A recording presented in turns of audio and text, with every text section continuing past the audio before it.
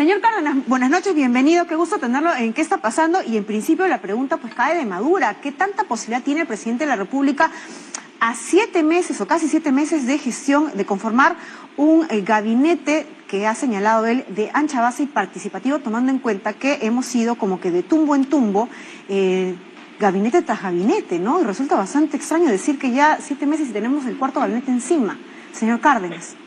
Bueno, el primer punto que tenemos que destacar es que este fenómeno de los cambios de gabinete no es algo nuevo, ¿no? Si nosotros hacemos un poco de memoria, con el gobierno de Valentín Paniagua, después de recuperar la democracia, tuvimos un presidente del Consejo de Ministros.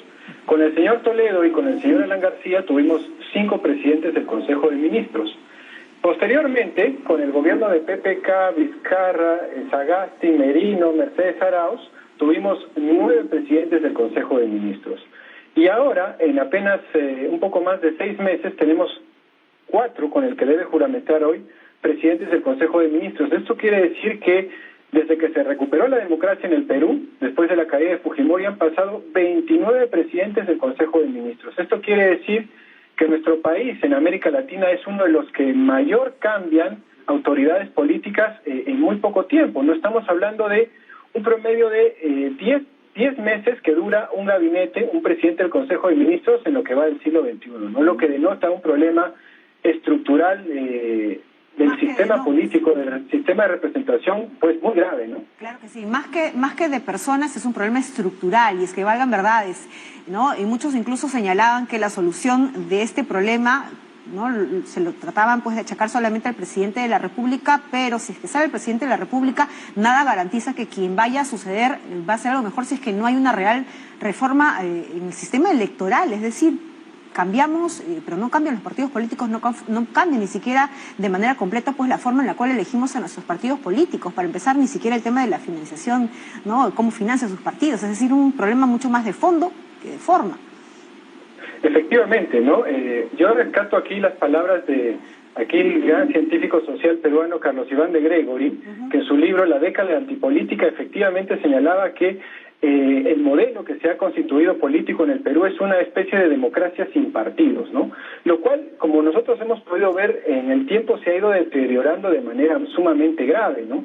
Los partidos políticos en el Perú pues se pueden calificar de inexistentes, ¿no? Si nosotros volvemos a hacer ese comparativo histórico, el partido político que llevó a Toledo, que llevó a García, que llevó a Humala y que llevó a PPK, pues han desaparecido prácticamente del campo político, ¿no? Entonces, lo que nosotros tenemos que hacer efectivamente es una refundación, si se me permite el término, del sistema de representación política en el Perú, ¿no? Porque si nosotros vemos, por ejemplo, las encuestas a nivel internacional, Latinobarómetro, que acaba de ser publicado, digamos, en febrero o en enero de este año, señala claramente que los partidos políticos en el Perú son los de peor evaluación en América Latina. ¿Esto qué quiere decir? Que los partidos políticos en Venezuela y en Nicaragua, por ejemplo, tienen una mayor aprobación y aceptación que los partidos políticos en nuestro país. Incluso, es que claro, nosotros en vez de tener partidos políticos, lo que tenemos son movimientos electorales que se juntan, ¿no? Perro, gato y pericote, para ver de qué manera alcanzan algún tipo, pues, de función pública. Ahora, esto de refundar, ¿no?, los partidos políticos resulta un poco ambicioso, tomando en cuenta que ya tenemos 7 meses de gestión y tenemos muchos problemas estructurales como en el tema de salud, de educación, en el mismo tema económico, y sumado a esto una pandemia, tenemos que ver por algún lado por dónde encontramos solución. ¿Estamos a tiempos ahora de solucionar la situación si es que el presidente de la República conforma realmente un gabinete ministerial de ancha base? Es decir, usted ve el interés también por parte de otras agrupaciones o movimientos políticos de ayudar a empujar el coche por el mismo sentido.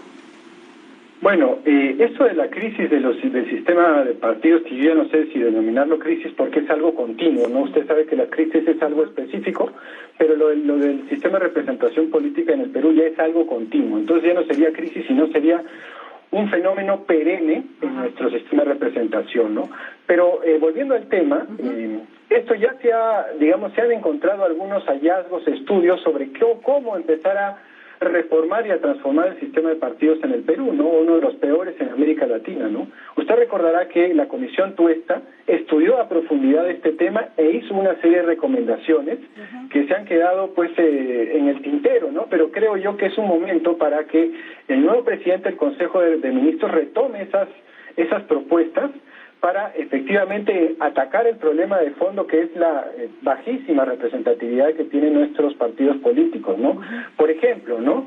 Uno de los elementos que señalan la Comisión Tuesta es volver a la bicameralidad, ¿no? Si usted ve nuestros vecinos latinoamericanos, que tienen muchísimos problemas, pero todos tienen una Cámara de Senadores, ¿no? Por ejemplo, nuestros socios de la Alianza del Pacífico, ¿no?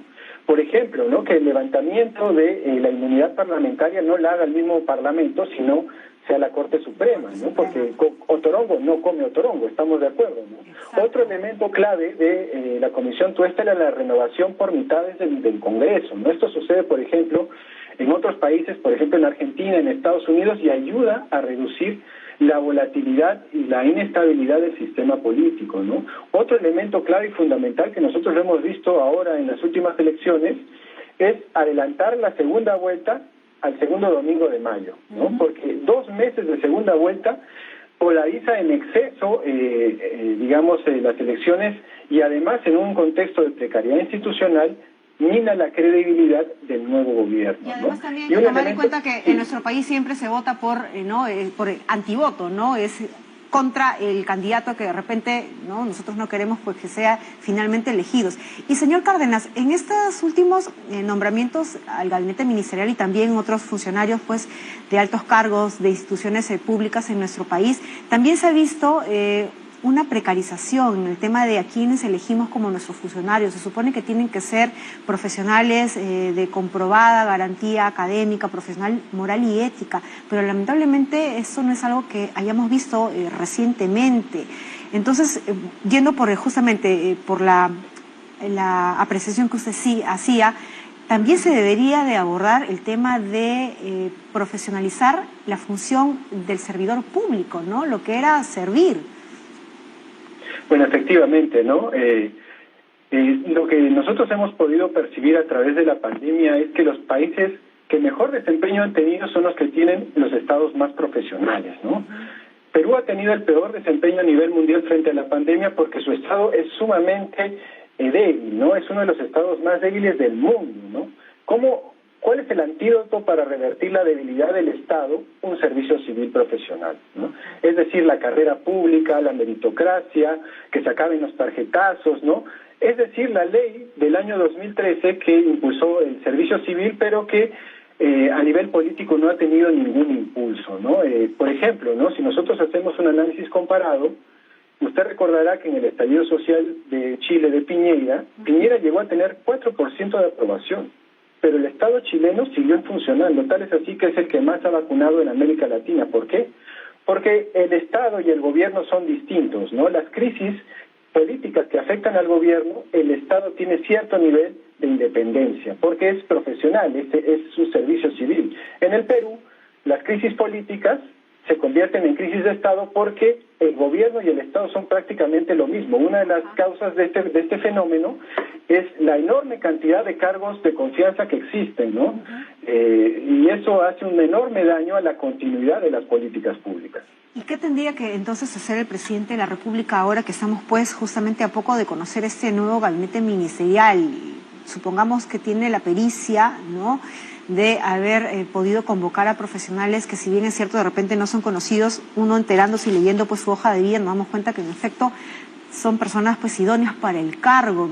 ¿Por ahí podría empezar, digamos que, a encaminarse esta gestión o le faltaría? Bueno, yo creo que 2 fuentes fundamentales para ir consolidando y tratar de revertir la enorme inestabilidad política que tiene el Perú sería desempolvar las recomendaciones de la Comisión Tuesta y volver a impulsar la reforma del servicio civil. Son elementos que ya se han trabajado, es decir, que ya están algo avanzados y que es necesario darles un empujón a nivel político. Y los asesores del presidente de la República, ¿no?, su cuarto de guerra, deben tener conocimiento de esto para decirle: señor presidente, es necesario, para reducir la inestabilidad política, acá tenemos estas recomendaciones.